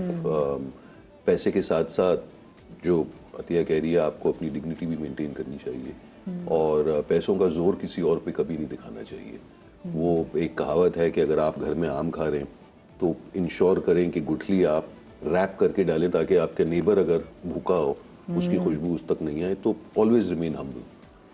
क्या लोगों पर अपनी कमजोरियों को जाहिर कर देना अच्छा होता है या मजबूत होकर रहना पड़ता है आज के दौर में? आई थिंक किसी दौर में भी don't wash your dirty laundry in public में। क्यों आप अगर अपनी वनरेबिलिटी है या वीकनेस है या कुछ भी है तो आप बहुत सेलेक्ट लोगों को के साथ शेयर कर सकते हैं जो आपके वेल विशर्स हैं या जिनको आप ट्रस्ट करते हैं। आप पूरी दुनिया के सामने तो नहीं अपना ढंढोरा पीटेंगे। ये सब तुम्हारा करम है आका।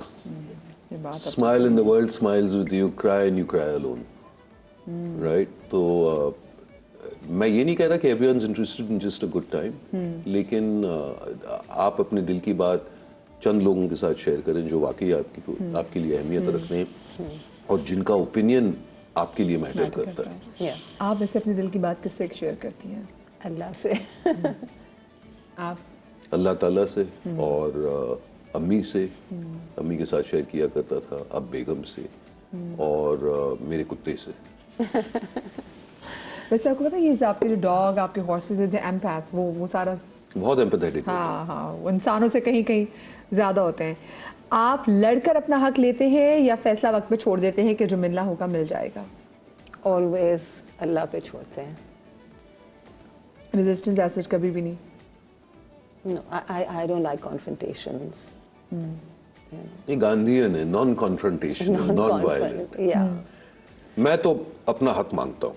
मुझे इस बात में कोई शर्म नहीं है। हक हलाल की कमाई, मेहनत की कमाई होती है, पसीने की कमाई होती है और मुझे अपना हक मांगने में शर्म बिल्कुल नहीं आता। अच्छा, अब क्योंकि ये बात हो रही है तो फिर मैं ये सवाल भी पूछ लेती हूँ कि अक्सर हमारे ड्रामा इंडस्ट्री के जो लोग हैं वो ये बताते हैं, मेरे अपने प्लेटफॉर्म से लोगों ने बहुत दफ़ा बात कही हुई है कि जो चेक हैं वो बहुत डिलेज होते हैं। तो क्या आपके साथ वैसा कभी होता है? हमेशा होता है। हमेशा ही। और अभी मैं इनकी बात कर रही हूँ कि जो इंटरनेशनल क्लेम एस्टैब्लिश्ड हैं तो वो उसमें कभी आपको होता है झिझक? अक्सर वो एक्टर्स कहते हैं कि हम एक टाइम आता है कि हम कहते हैं कैसे मांगे, अब अपना ही चेक है। मुंह से मांगे, फोन उठाकर मांगे, कैसे मांगे मतलब क्या? मैंने कहा ना, हक के पैसे हैं भाई, भीख थोड़ी मांग रहे हैं। इस मामले में अतीका ने एक अच्छा इनिशिएटिव वो किया है, एक्टर्स गिल्ड जो है, तो उसमें अगर बहुत कोई एक्सट्रीम केस हो तो फिर अगर आपको कोई लीगल हेल्प चाहिए या कुछ हो तो फिर वो आपकी मदद भी करते हैं। ओके। सो जो एसोसिएशन बनाई है जी, उन्होंने। जी जी। आपके कभी चेक लेट हुए हैं? हमेशा, आई मीन 4-5 महीने तो कहीं नहीं गए ना। अगर आपको कहा है कि जी इस महीने में आपको मिलने चाहिए कि शूट के 1 महीने बाद हो रहे, तो हमेशा 2-3 महीने तो कहीं नहीं गए। आपका मैक्सिमम कितना टाइम लेट हुआ है cheque? Is it important? It's not important. पैसे आ ही जाते हैं। Yeah, but it's something that like अभी recently social media वगैरह पे इस पे बहुत सारे discussions हुए थे, especially after the death of that one actress who couldn't pay her bills and stuff ji, like that. Humaira Asghar. है ना? उसके बाद काफ़ी ये चीज़ें डिस्कस हुई थी कि actors are also dependent. I'm not, but a lot of actors are dependent on that paycheck. बिल्कुल बिल्कुल know? बिल्कुल। अच्छा, क्या हमसाया मुल्क में भी ऐसा ही है कि पेचेक्स इतने ही देर से आते हैं, या फिर ये हमारी इंडस्ट्री में है? नहीं, हमारी इंडस्ट्री उनकी इंडस्ट्री प्रीटी सिमिलर है। और जब आप प्रोजेक्ट साइन करते हैं तो वो आपको कहते हैं कि 90 डे का क्लॉज हो या 120 डेज का क्लॉज हो और उतने टाइम में पैसे आ जाते हैं। लेकिन आपको हमेशा अपने पैसों के लिए लड़ना पड़ता है, क्योंकि उनकी कमिटमेंट्स इतनी मुख्तलिफ होती हैं और इतनी ज़्यादा होती हैं कि जाहिर सी बात है कैश फ्लो इधर उधर। अब आप देख लें, आप एक करंट प्रोजेक्ट कर लें बिलफर्ज, और वो प्रोजेक्ट चल रहा है और उनको आपकी ज़रूरत है, दिल में एक शो दे पे यू। लेकिन अगर आप प्रोजेक्ट खत्म कर देते हैं, दे डोंट नीड यू, तो जाहिर सी बात है फिर आप बैक बर्नर पर आ जाते हैं। ओके। वो आपको, सर अगले महीने sir please bear with us, कोई फंड्स के प्रॉब्लम हो, तो आप क्या कहेंगे? लड़ेंगे? क्या करेंगे? कहेंगे ठीक है यार, जब रेडी हो भेज दें। तभी बहुत सारे एक्टर्स हम देखते हैं कि उसी चैनल के या उसी प्रोडक्शन हाउस के बाकी जो प्रोजेक्ट्स वो भी साइन कर लेते हैं ताकि वो जो उनका वो कैश फ्लो है वो रुके ना। अच्छा, इज दिस द रीजन कि हम बहुत सारे एक्टर्स को देखते हैं वो कहते हैं कि नहीं भाई, एक्टिंग के अलावा भी कोई ऐसा करियर होना चाहिए, क्योंकि उन्हीं पेचेक्स पे आप ज़्यादा रिलाई नहीं कर सकते? आई थिंक एक तो ये है, और दूसरा ये कि जब आप एक पब्लिक फिगर बन जाते हैं तो आपको एक प्लेटफॉर्म मिल जाता है, तो उस प्लेटफॉर्म की वजह से आप अपने और चीज़ें भी प्रमोट कर सकते हैं, तो आपको एक हेल्प फायदा तो है। मिल जाता है। आपका केस पे ठीक है? मेरा टेक ये है कि काफ़ी लोग करते हैं, और जो करते हैं उनकी एंटरप्रेन्योरियल स्किल्स पर मेरा सलाम। अल्लाह का लाख लाख शुक्र है, आई हैव बीन प्रिविलेज्ड, क्योंकि मैं काफ़ी मुख्तलिफ इंडस्ट्रीज़ में काम करता हूँ, तो I have never had to resort to that, और हमेशा मैं काम करता रहा हूँ। अगर यहाँ नहीं कर रहा कहीं और करता रहा हूँ, तो बस मैं यही करता हूँ। माशाल्लाह। लाइफ पार्टनर का इंतखाब करते हुए किन बातों को इग्नोर नहीं करना चाहिए? Red flags. Red flags, exactly. हाँ। आई थिंक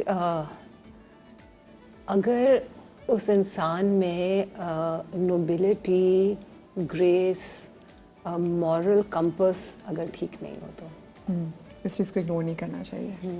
आप बताइए किन बातों को इग्नोर नहीं करना चाहिए?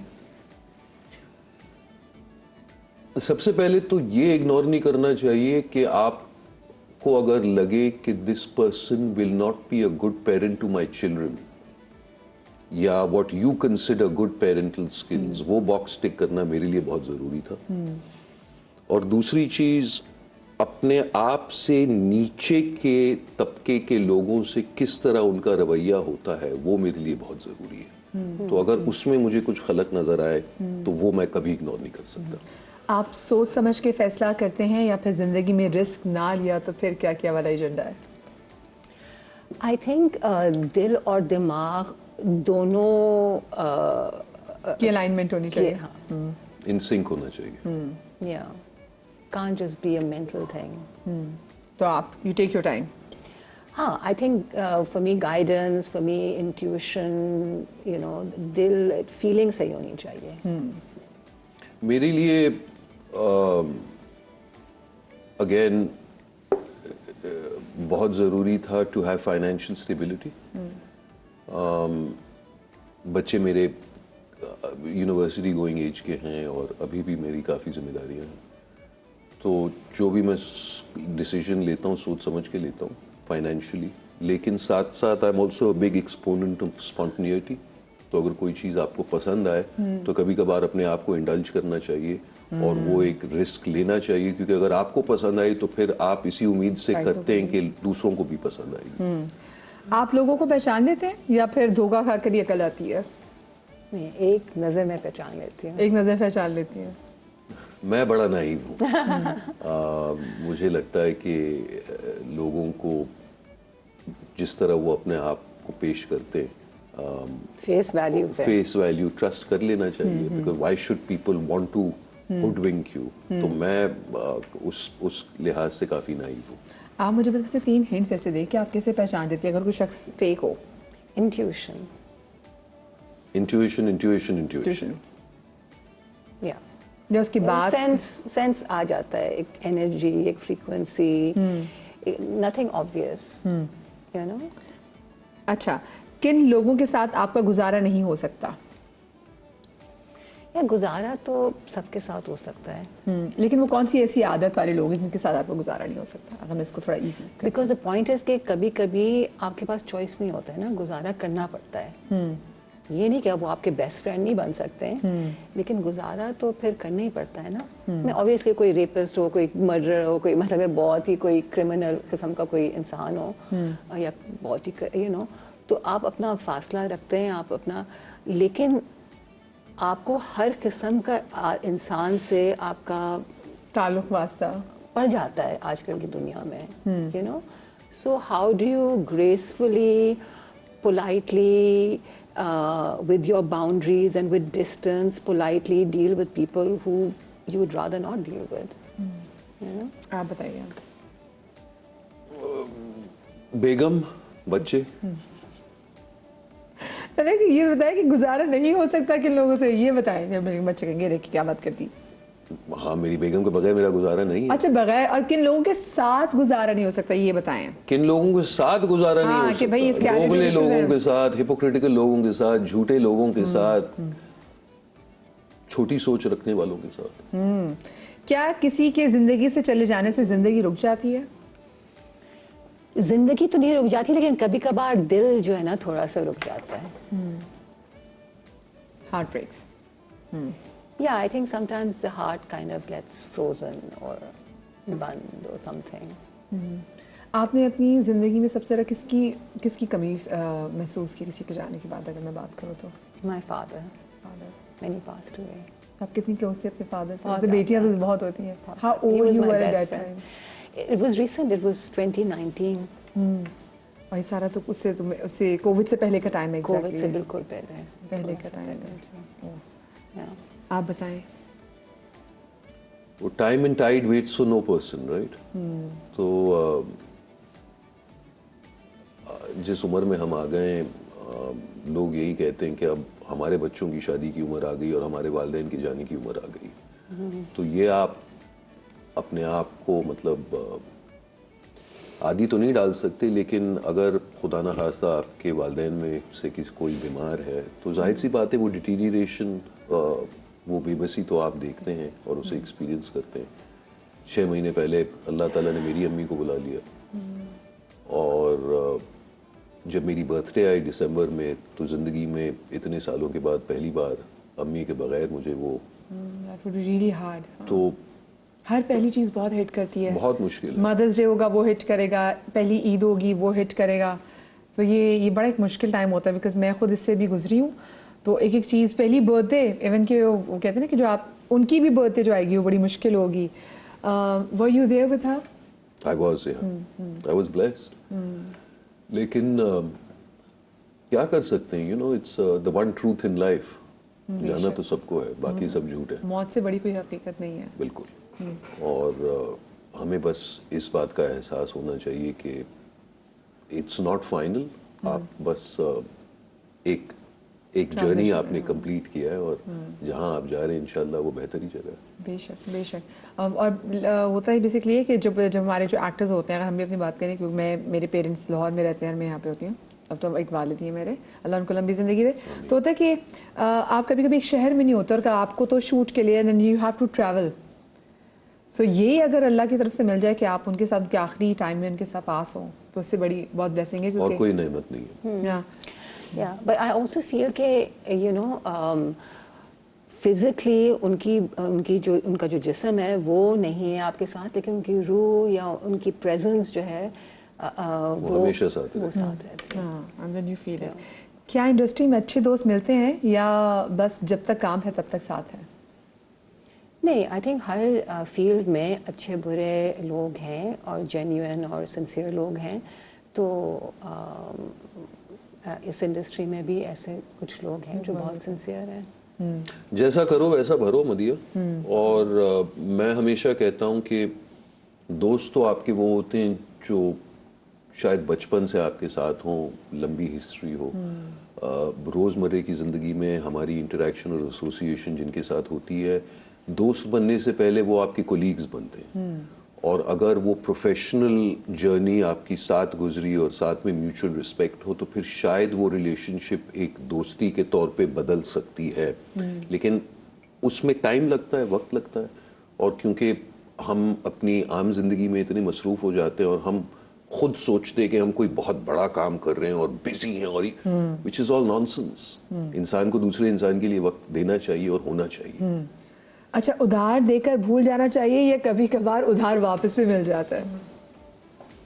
आई थिंक भूल जाना चाहिए, और अगर मिल जाए तो वेरी गुड। उधार देना ही नहीं चाहिए। कभी ऐसा हुआ किसी ने उधार लिया और उसके बाद कभी दिया ही ना हो और दोस्ती खराब हुई हो? इसलिए उधार देना ही नहीं चाहिए। और अगर आप देते हैं किसी की ज़रूरत की वजह से, तो फिर उसे उधार नहीं समझना चाहिए। अग्रीड। अगर आपकी ज़िंदगी पर कोई मूवी बने और आपका, तो आपको क्या लगता है आपका कैरेक्टर किसको अदा करना चाहिए? Oh God, that's a difficult one. और उस फिल्म का नाम क्या होगा?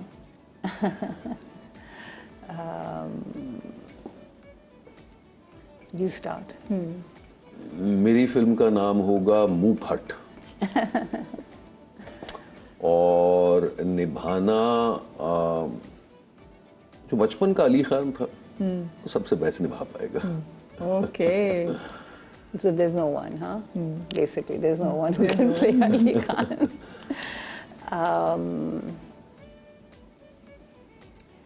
Maybe Deepak Parwani would come closest if he had a little more hair on his head. No, because of similar personalities, and he also says what's on his mind. And तो शायद इसलिए। आप बताइए आपकी फिल्म का नाम क्या होगा? दुखी दुल्हन। Dulhan? नहीं, Bit old for the Dulhan title, but इसीलिए दुखी दुल्हन। और कौन किरदार अदा कर सकेगा? दिमाग में आपके कौन है? that's a very good question. And I have thought about it, लेकिन सोहाय अली आबरो in Supermodel. काले बाल, आपकी कद की। अच्छा, नहीं, नॉट कद की, हाँ। सिमिलर कद नहीं। नहीं, नॉट सिमिलर कद। अच्छा, अपनी कौन सी आदत से तंग है लेकिन उसे बदल नहीं सकते? बदल तो दिया है इन्होंने। बताए ना वो कौन सी आदत है जिसको आपने बदल दिया? he's talking about smoking, I think. Yeah. जो माशाल्लाह बहुत बड़ी बात की आपने, वेल डन। हाँ, yeah. पहले भी I was a more social smoker. मैं घर पे नहीं रखती थी सिगरेट वगैरह, लेकिन अब तो बिल्कुल जीरो। यानी कि एडिक्शन आपको नहीं थी? हाँ, इतनी ज़्यादा नहीं थी, बट ये था कि सोशली मुझे होता था कि अगर कोई और स्मोक कर रहा है तो मैं हमेशा जाके मांग लेती थी कि यार यू नो साथ पीते हैं बैठ के, व्हाटएवर। सोशल प्रेशर्स की वजह से। Not pressure, I think it was just curiosity. No, it's like a Partaking, yeah, company. it's like you know, हाँ कि एक क्या आप चाय पी रही है, मैं भी पी लेता हूँ। ओके, जस्ट लाइक चाय। अच्छा, आपकी अपनी ऐसी कौन सी आदत है जिसे आप तंग थे, चेंज किया? आपने ये पूछा नहीं कि अभी तक चेंज किया है या नहीं, कि आप अभी भी तंग हैं। बताइए। आप ऐसे कहाँ से पहुँच गए कि मैंने चेंज कर लिया? हमें लगा शायद। कौन सी ऐसी आदत है? मेरे ब्लंट जबान की, नो फिल्टर पर्सनालिटी की। मैं जैसे जैसे उम्र बढ़ रही है तो मैच्योरिटी इंशाल्लाह आ जाएगी, अगर अभी तक आई नहीं। और मैं यही सोचता हूँ कि ये जबान का जो वजन है इसको थोड़ा सा हल्का कर। लेकिन हमने आपके इस अनफिल्टर्ड वर्जन को आज अपने शो में बहुत एंजॉय भी कर रहे हैं इसको। अच्छा, मुझे बताएं अपनी लाइफ का ऐसा कौन सा एरा जिसको दोबारा जाके जीना चाहते हैं? I think any time before 2019, just so that my father is there. Yeah. वही बचपन के दिन अम्मी के साथ। अम्मी के साथ। अच्छा, आपके फादर, जैसे आपने कहा कि आपके फादर से बहुत डांट थी, सख्ती क्या करते थे आपके फादर, कैसे थे? अम्मा सख्ती ज़्यादा करती थी? अम्मा बहुत सख्त थी, वालिद साहब बिल्कुल नहीं। आपके घर के कभी रूल्स उन्होंने क्या थे वैसे? आवाज़ ऊंची नहीं की। आपके घर के रूल्स क्या थे बच्चों को? As far as my father was concerned, there were no rules. You know, I could go out when I want, come back when I want, wear what I want. मतलब ये उन्होंने मुझे खुली छुट्टी दी हुई थी। और अम्मी और अब्बा की यही लड़ाई होती थी कि ये इसको तुमने खुली बहुत लाड छुट्टी, प्यार से बहुत ज़्यादा बिगाड़ रही हो मेरी बेटी को। और खुली छुट्टी दी हुई, और लोग क्या कहेंगे, और हाय अल्लाह, और उफ बाजी, like all of that. आप मुझे बताएं कि आपको वैसे क्या लगता है कि आप ज़रा अपने फादर जैसे हैं या अपनी मदर जैसे हैं बड़े होके? आवाज और गुस्सा और रौब जो है वो डेफिनेटली मेरे वालिद साहब पर गया। लेकिन क्योंकि तरबियत अम्मी ने की थी, तो शायद जो मेरी सेंसिबिलिटीज़ हैं और जो वर्च्यूज़ मेरे अंदर हैं, I don't know if virtues is the right word, लेकिन जो चीज़ को अहमियत देनी चाहिए वो डेफिनेटली अम्मी ने सिखाई है। अम्मी बहुत ज़्यादा नरम थी कंपेयर टू माई फादर, और हमारे घर में भी रूल्स इतने थे नहीं, लेकिन अम्मी ने हमेशा यही तरबियत दी कि बेटा सुबह फजर की नमाज़ पढ़ने के बगैर घर से ना निकलो, जब बड़े महीने आ रहे हैं तो रिलीजियस एजुकेशन काफ़ी दी उन्होंने, और ये भी कहा कि जिस तरह तुम बड़े चाहते महीने हो से कि रमज़ान, मुहर्रम, ये सारी बिल्कुल अमाल, ये करो, ये पढ़ो, ये किया करो, जो अम्मी करती हैं, जो अम्मियाँ करती हैं। लेकिन उन्होंने साथ साथ ये भी समझाया कि जिस तरह तुम पसंद करते हो कि लोग तुम्हारे साथ बिहेव करें, उसी तरह दूसरे लोगों के साथ बिहेव करो। तो ये एक बहुत अच्छा सबक मैं वैसे इन दोनों से ये भी पूछना चाहूँगी कि इनकी ज़िंदगी में सबसे ज़्यादा खुशी का लम्हा कौन सा था? लेकिन आगे ये ब्रेक के बाद हाजिर होते के मजा आएगा।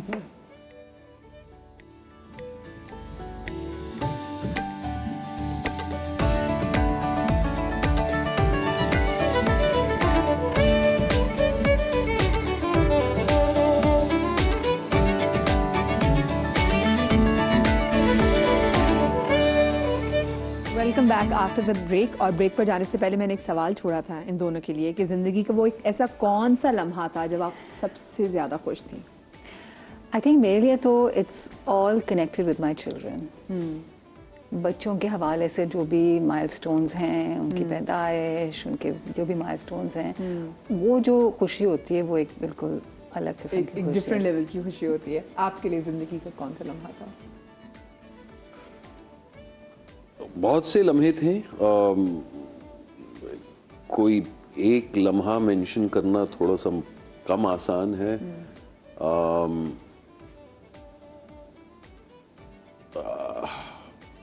नहीं, it's difficult for me to pinpoint any one particular moment. अच्छा, मुझे बताएं कि वैसे जब फर्स्ट टाइम वो कहते हैं ना कि जब आप बाप बनते हैं, तो वो टाइम चले मैं आपसे पूछूं, जैसे उन्होंने कहा ना कि बच्चों वो होता है कि जी जब बच्चे पैदा होते हैं या बच्चों के अचीवमेंट्स, इनको वो बड़ा खुशी का लम्हा होता है, तो क्या फीलिंग थी आपकी?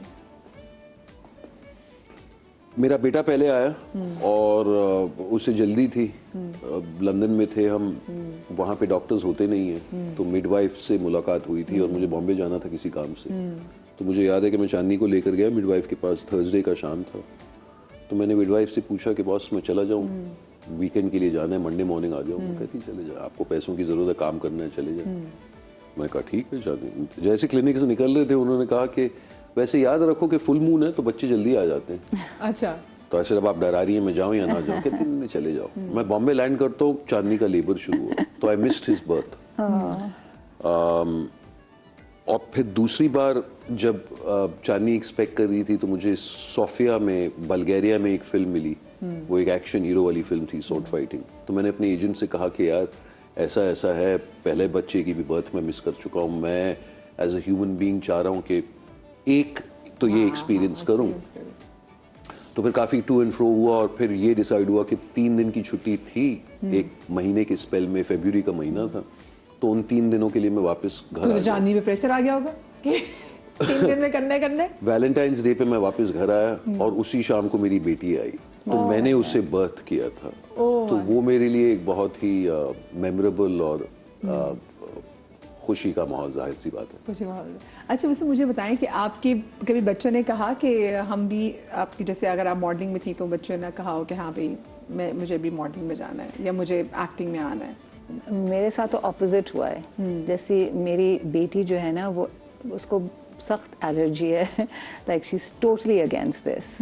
लाइक मैं उसको बेग भी करती हूँ कि अच्छा मेरे ब्रांड के लिए तो कर लो, बिल्कुल नहीं। And she has a private account and she is like मेरी तस्वीर भी आप ना अपने इंस्टाग्राम पे लगाएं, क्योंकि आपके पता नहीं पब्लिक प्रोफाइल है और इतने आपके फॉलोअर्स हैं और ये वो, तो you know, so they are totally private and anti this.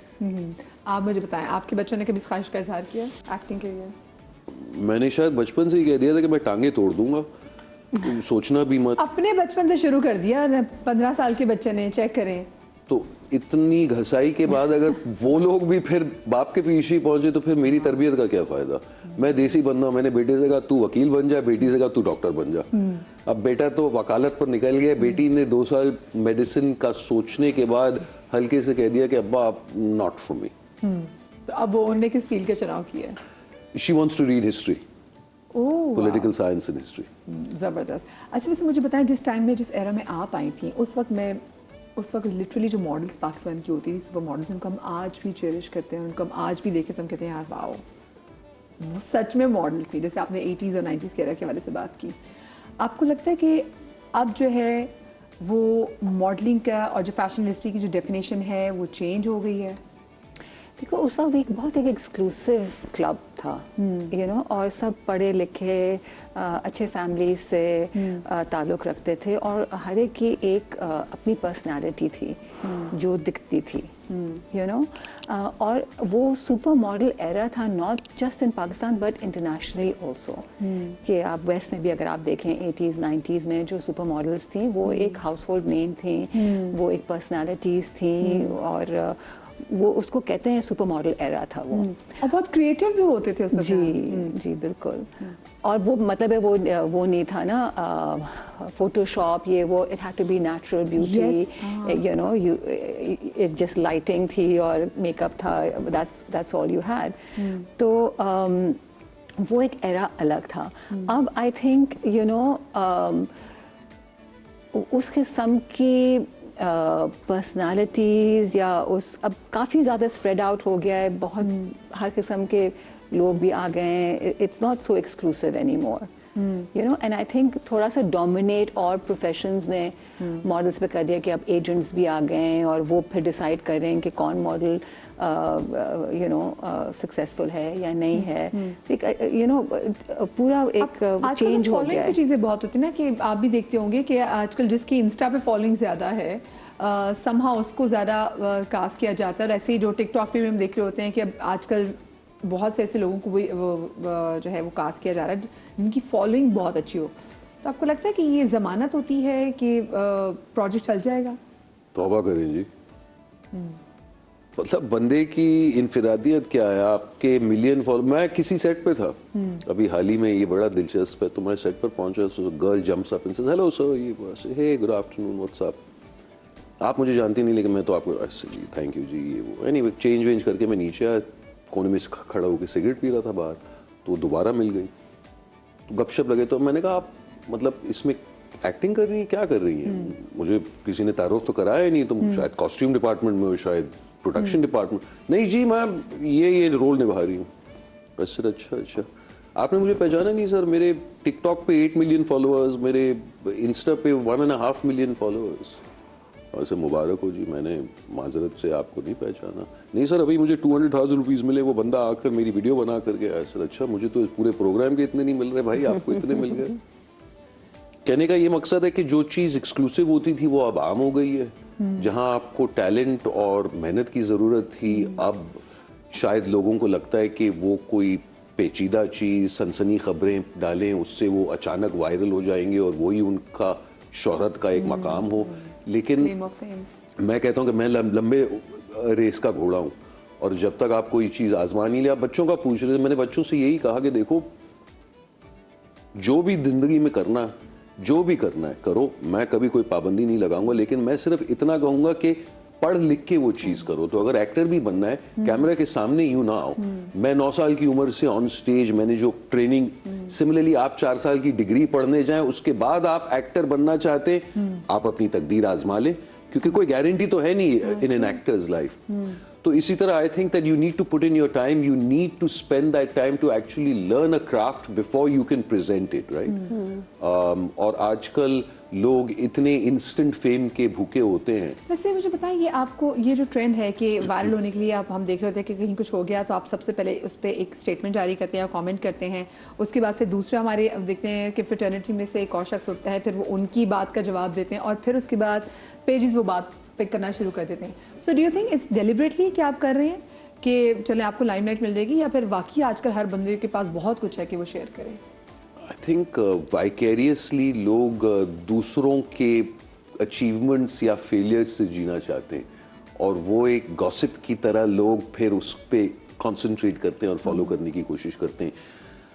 मैं बहुत लो प्रोफाइल रखना चाहता हूँ, रखता हूँ, और मैं जो सोशल नेटवर्क और सोशल मीडिया उससे काफ़ी दूर रहता हूँ। हमारे काम की एक तरफ से ज़रूरत, आप जैसे कह रही थी कि लोग फॉर एग्जांपल अगर कोई मुझे कॉल करता है एड फिल्म के लिए और देखता है कि मेरे तो बस इतने ही फॉलोअर्स हैं किसी और, तो वो है साथ साथ, it goes hand in glove, but I am not a great follower of it, to be honest. I think हमारे जनरेशन में थोड़ा डिफरेंट माइंडसेट है, क्योंकि अब ये जो नई ये कार्डाशियन जनरेशन कह रहे हैं कि उस टाइप का जो फेम है वो बेसिकली इन्फमी और कोई ऊट पटांग हरकत करके आप वायरल हो रहे हैं। एक तो ये है कोई कंट्रोवर्सी से आप वायरल हो रहे हैं, और दूसरा ये है कि मुझे हर वक्त वो आ रहे होते हैं इनबॉक्स ना, बाय फॉलोअर्स, 10,000 फॉलोअर्स फॉर $5, और तो मतलब जेन्युइन कितने फॉलोअर्स हैं, कितने ऑर्गेनिक हैं, कितने आपके वो हैं।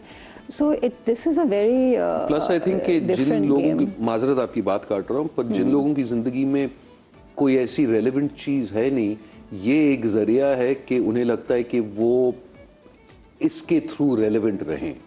जो खुद काम कर ही रहे वो इस चीज से सिक्योर होते हैं कि हम अपने काम के बारे में क्यों बताएं, अगर काम अच्छा है तो the work will speak for itself. अच्छा, मुझे बताएं, जैसे भी आपने कार्डेशियंस का नाम लिया, तो अब मैं ये चीज़ देख रही हूँ कि क्योंकि आपने पहले कहा कि पहले फोटोशॉप भी नहीं था, अब तो खैर बड़ी फैसिलिटीज़ भी आ गई, तो आपको लगता है कि आप बहुत सारी actresses they have started looking like, वो एक जैसी लगने लगी हैं? अगर मैं मेल एक्टर्स के वाले से बात भी करूं तो वो वही जो ट्रेंड है कि सब बियर्ड वगैरह रख लेते हैं, तो सब एक जैसे लगने लगे हैं। तो आपको लगता है कि आजकल वो बहुत कुछ है ना, एक तो कॉस्मेटिक सर्जरी बहुत आम हो गई है, राइट, और उसके अलावा फिर जैसे जो आप फिल्टर्स के थ्रू या उन चीज़ों के थ्रू आप एक परफेक्ट, जो आपके दिमाग में परफेक्शन है, और वो मुझे तो अजीब सा ही लगता है कि भाई फ्रोजन फेस है, मोटे मोटे होंठ हैं, और ऊपर ऊपर वाले चीक्स हैं, चिन भी आपने बढ़ा ली है अपनी। Some people might find that attractive, I certainly don't. जो एक नेचुरल ब्यूटी होती है, और मेकअप भी मतलब है पेंटेड ऑन, बहुत ज़्यादा थिक फाउंड, यू नो, तो जो असली इंसान की शक्ल है या एक्सप्रेशंस हैं वो लूज कर रहे हैं हम। हर एक डॉल किस्म का, मैनिकिन किस्म के बन के रह गए। सारी जो एक्ट्रेस है वो डॉल लग रही होती है, और वो जो बंदे होते हैं उनकी भी एक जैसी लुक नजर आ रही थी। क्या आप इस बात से एग्री करते हैं? मैं तो नहीं करता ऐसा। हाँ, नहीं आप नहीं करते, लेकिन मैं आजकल वैसे बात करी कि वो अगेन देखें, हर एज में और हर दौर में आपकी इंटरेस्ट लेवल्स, आपकी मैच्योरिटी, आपकी सेंसिबिलिटी चेंज होती रहती है ना। तो यंग पीपल फील के जो कन्वेंशनल हीरो का लुक है हम वैसा क्यों ना करें। कोई मेरे बाल अगर वो घोंसला बना देते तो मुझे चिढ़ाती, मैं कहता नहीं भाई, मैं इस टाइप का बंदा हूं ही नहीं, मैं मेकअप नहीं करता, मैं जितना नेचुरल हो सकता हूं उतना करने की कोशिश करता हूं। तो it just depends on your personal preference. मुझे बताएं, अभी आपका जो ड्रामा चल रहा था उसमें आपके जो डॉक्टर का किरदार है, तो आपने उसमें भी, आपने खुद भी जिक्र किया कि उसमें आपके ही सच क्लिनिक में जो है उसमें कोई आपका जो है वो सीन नहीं है। तो जब आप उसको उसे साइन कर रहे थे तो आपने उसमें डिस्कस किया था कि हाँ, मैं एक मेरा किरदार है, मैं अगर डॉक्टर दिखा रहा हूँ तो मेरी एक प्रोफेशनल लाइफ कहीं ना किसी दिखानी चाहिए। मैं ऐसे कोई डिस्कशन नहीं करता, क्योंकि ये मेरा काम नहीं है। ये काम है प्रोड्यूसर्स का, डायरेक्टर्स का, जो कैप्टन्स ऑफ द शिप होते हैं। मैं मुलाजिम हूँ, आप मुझे दिन का दिहाड़ा देते, मैं आता हूँ, काम करके चला जाता हूँ to the best of my capabilities. You don't ये question जो them, हाँ। I don't question in anyone. ये जो वायरल मवाद की बात कर रहे हैं आप, ये ऑब्वियसली आउट ऑफ कॉन्टेक्स्ट लिया जाता है in a larger conversation, Okay, right, और हाँ। इसीलिए अजीब हो जाता है। But having said that, end में क्लिनिक के सीन्स हुए हैं कैरेक्टर को राउंड ऑफ करने के लिए, तो I suppose everyone's got their own opinion on everything. मुझे बताएं, अवार्ड शोज, इस पे कितना यकीन रखती हैं आप? डू यू थिंक कि जो हमारे यहाँ अवार्ड शोज होते हैं ये जस्टिफाइड होते हैं और Like- ड्यू क्रेडिट मिलता है इसमें? Like I was one of the first on the board of governors for Lux Style Awards. और जब ये शुरू हुआ था तो ये एक बहुत मतलब एक बहुत अच्छे तरीके से शुरू हुआ था और अच्छे लोग इसमें इन्वॉल्व थे और established लोगों को वो लेके आ रहे थे। But somewhere along the line, I don't know कि politics था या क्या था, काफ़ी सारे जो established लोग थे वो इससे अपने आप को डिसएसोसिएट करने लगे। You know, Abbas Sarfaraz left, Mahin Khan left. There was a bunch of people who got very disgruntled with जिस तरह से चीज़ें हो रही थी। उनको लगा कि नहीं, ये एक ट्रांसपेरेंट किस्म से चीज़ें नहीं हो रही हैं, तो वो अपने आप को डिसएसोसिएट करते गए। तो आई थिंक आहिस्ते आहिस्ते थोड़ा सा वो शिफ्ट आया है। यू नो, थोड़ी सी क्रेडिबिलिटी भी क्वेश्चन मार्क इन चीज़ों की वजह से आपको लगता है आता कि अब आई? आप बताइए। जाहिर सी बात है, सबको पसंद है कि आपको अपने काम की वजह से सराहाया जाए। ये किसको पसंद नहीं है, लेकिन अवार्ड शोज जो होते हैं अमूमन, जहाँ तक मेरा तजुर्बा है, depends a lot on the lobbying and it depends a lot on how much you put into it to actually get the award. कहीं कहीं सुनने में आया है कि किसी को अवार्ड जीतने के लिए अभी हॉलीवुड में उन्होंने $6 मिलियन स्पेंड किए हैं और बड़े शोज किए और पार्टीज किए और उसकी वजह से उन्हें फाइनली अवार्ड दिया गया।